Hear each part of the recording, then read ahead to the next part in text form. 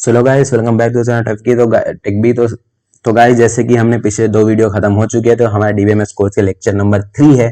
हमने 2 वीडियो में देख लिया कि डाटाबेस मैनेजमेंट सिस्टम क्या है और एडवांटेजेस भी देख लिए। हमारा तीसरा टॉपिक जो आता है वो डीबीएमएस का आर्किटेक्चर देखेंगे हम। आपने जो भी यूनिवर्सिटी एग्जाम देखे हो, यूनिवर्सिटी का सिलेबस देखे होंगे, किसी में भी देखे होंगे, तो हम पूरा लाइन से जा रहे हैं।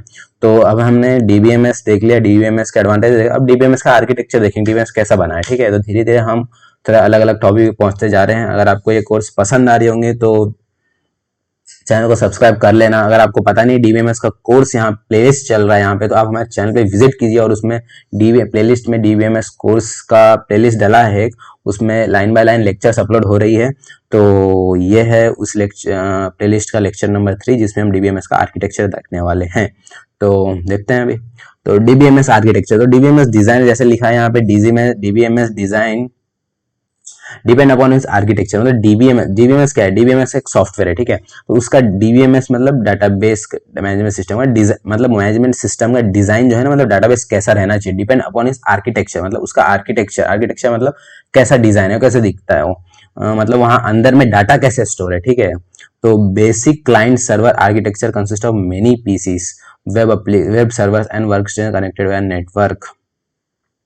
तो इसका मतलब क्या है? जैसे देखो, जैसे डाटाबेस जहाँ होंगे वहां पे बहुत सारे पीसी, मतलब basic client server architecture consist of many PCs, web server and work station connected by network. जैसे मैंने बोला था पिछले वीडियो में, बैंक का एग्जांपल दिया था। तो बैंक में बहुत सारे कंप्यूटर रखे हैं, वो किससे कनेक्ट है? वो एक डाटाबेस से कनेक्ट। जैसे पिछले वाले वीडियो में मैंने एग्जाम्पल दिया था इसका, तो यहाँ पे एक कंप्यूटर रखा है, यहाँ पे एक कंप्यूटर रखा है, यहाँ पे मतलब 1 2 3 4 4 नंबर पे कंप्यूटर। तो ये सब किससे कनेक्ट है? ये एक डाटाबेस से कनेक्ट है।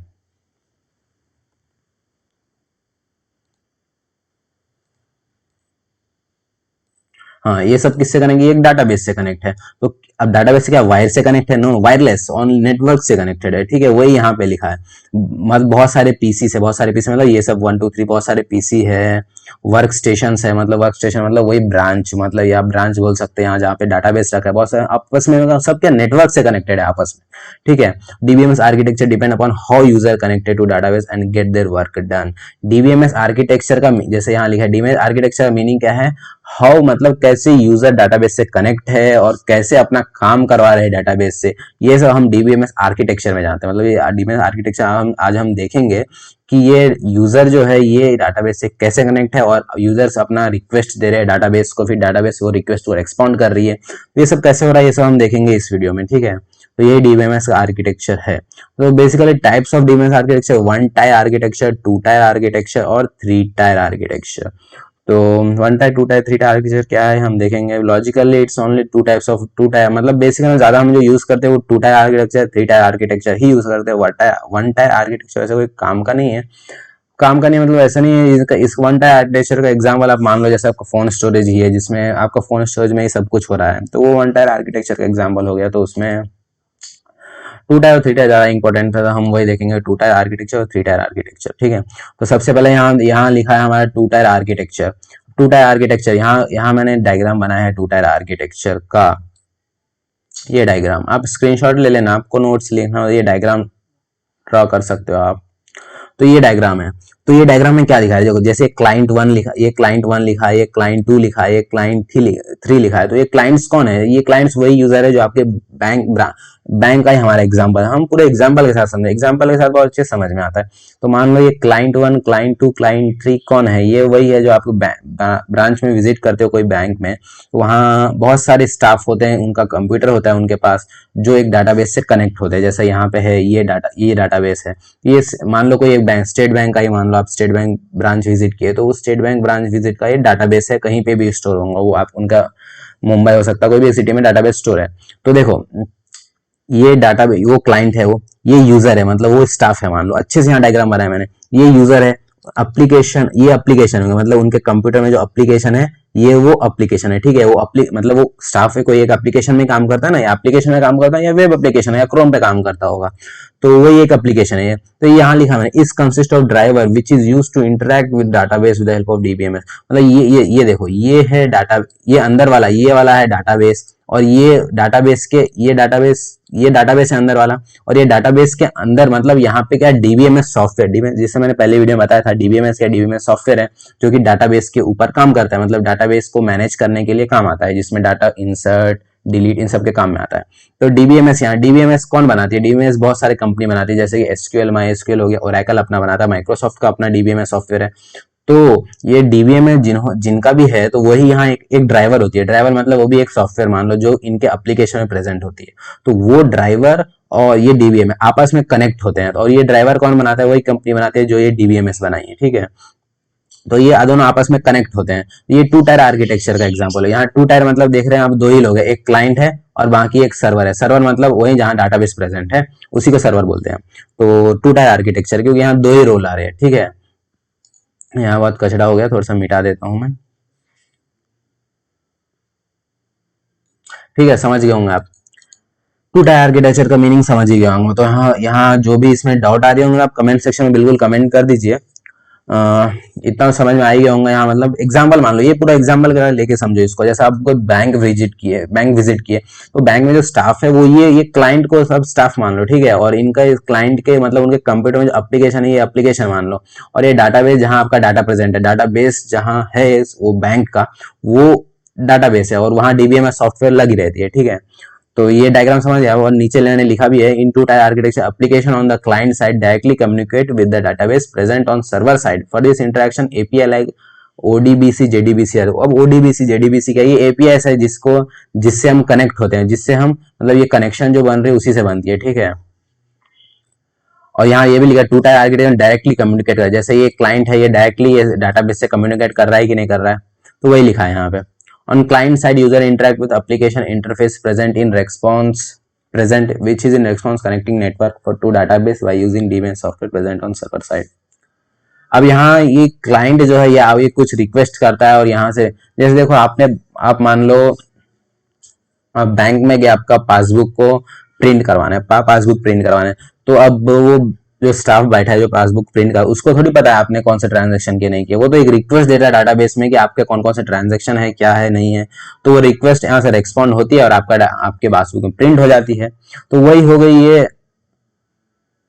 ये रिक्वेस्ट किया, यहाँ रिक्वेस्ट रेस्पॉन्ड हुई। तो एक ही टाइम में बहुत सारे रिक्वेस्ट हो रही है, इनका भी रिक्वेस्ट हो रहा है, इनका भी रिक्वेस्ट हो रहा है, सभी रिक्वेस्ट हो रहा है। यहाँ एग्जाम्पल लिखा है मैंने, in bank there only authorise user which enter. हाँ देखो, जैसे कि मान लो ये क्लाइंट है, ये क्लाइंट ये डाटाबेस को एक्सेस कर रहा है। क्या आप भी डाटाबेस को एक्सेस कर सकते हैं क्या? जी नहीं, आप वो डाटाबेस को एक्सेस नहीं कर सकते। मान लो आप वो डाटाबेस को एक्सेस कर भी सकते हो, जैसे कि आजकल हो गया ऑनलाइन बैंकिंग सिस्टम हो गया जिसमें आप इस डाटाबेस एक्सेस, लेकिन जो ये लोग कर सकते हैं उतना ऑथराइज आपको नहीं दिया गया कि आप उतना ऑथराइज कर सके इनको, ठीक है। तो डाटाबेस में वो भी, इससे पहले मैंने एडवांटेज में बात भी किया था कि डाटा सिक्योरिटी प्रोवाइड कर, जिसको जो दिखाना वही डाटाबेस उसी को वही दिखाता है, ठीक है। तो आई होप आप टू टायर आर्किटेक्चर समझ गए होंगे। अब हम देखते हैं थ्री टायर आर्किटेक्चर। अब थ्री टायर आर्किटेक्चर में देखो, इसमें भी क्लाइंट है, सर्वर है, इसमें भी क्लाइंट था, सर्वर था। ओनली इसमें थ्री टायर में 3 लेयर होंगे। ये एक जो है एक्स्ट्रा आ गया, क्या? एप्लीकेशन सर्वर एक्स्ट्रा आ गया। अब एप्लीकेशन सर्वर क्या है? जैसे यहाँ भी मान लो यूजर है, एप्लीकेशन क्लाइंट है, एप्लीकेशन सर्वर और डाटाबेस सर्वर। मतलब अब डाटाबेस सर्वर और डीबीएमएस यहीं पे, डीबीएमएस यहीं पे है, डीबीएमएस यहाँ पे नहीं है, डीबीएमएस यहीं पे है, ठीक है। तो ये एप्लीकेशन सर्वर हो गया। मतलब कब हो सकता हो जिसमें मतलब जो कंपनी छोटी हो इसमें ये दो एक ही जगह पे प्रेजेंट हो, ये दो कहाँ पे, एक ही जगह पे प्रेजेंट हो। मगर जो बड़ी बड़ी कंपनी होती है, जो बड़े बड़े वेब एप्लीकेशंस होते हैं, उसमें ये थ्री टायर आर्किटेक्चर काम आते हैं। मतलब देखो, पहले यूजर किससे इंटरेक्ट करता है, रुको एक मिनट, इसको मैं मिटा देता हूँ थोड़ा सा इतना।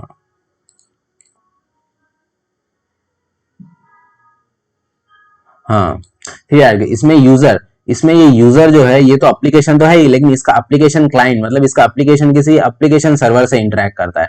फिर ये एप्लीकेशन सर्वर ये डाटाबेस से इंटरेक्ट करती है, फिर जो भी डाटा देना हो ये इसको प्रोवाइड करती है, और ये जो है इसको प्रोवाइड करती है। ये ज्यादा डाटा बेसिकली ये जो आया गया था, ये डाटा इंडिपेंडेंसी मतलब और ज्यादा डाटा इंडिपेंडेंस हो, इसके लिए आया गया था थ्री टायर। जैसे यहाँ लिखा मैंने, in three tier architecture application on client side interact with application server which request to database and request is responded accordingly। मतलब ये एप्लीकेशन, अब जैसे यहाँ देखो, ये टू टायर आर्किटेक्चर में क्लाइंट जो है डायरेक्टली डाटाबेस को एक्सेस कर रहा था यहाँ, लेकिन क्लाइंट डायरेक्टली डाटाबेस को एक्सेस नहीं कर रहा, ये एप्लीकेशन सर्वर को एक्सेस कर रहा है, फिर एप्लीकेशन सर्वर ये डाटाबेस को एक्सेस कर रही है। और client cannot directly communicate with database, मतलब क्लाइंट डायरेक्ट डाटाबेस से कम्युनिकेट नहीं कर पा रहा है, ठीक है। और यहाँ सेकंड पॉइंट भी लिखा है, client do not have any idea about database beyond the application server and database have no idea beyond application server, मतलब client को पता नहीं होता है कि database कहाँ रखा है क्या नहीं है database में, उसको बस application server से मतलब है। और database server को भी इसको पता नहीं है कौन client है नहीं है, इसको बस पता है कि मैं डाटा application server को दे रहा हूँ बस, और इसको इससे लेना देना, इसको इससे लेना, मतलब बीच का ज्यादा रोल किसका है, application server का है, ठीक है।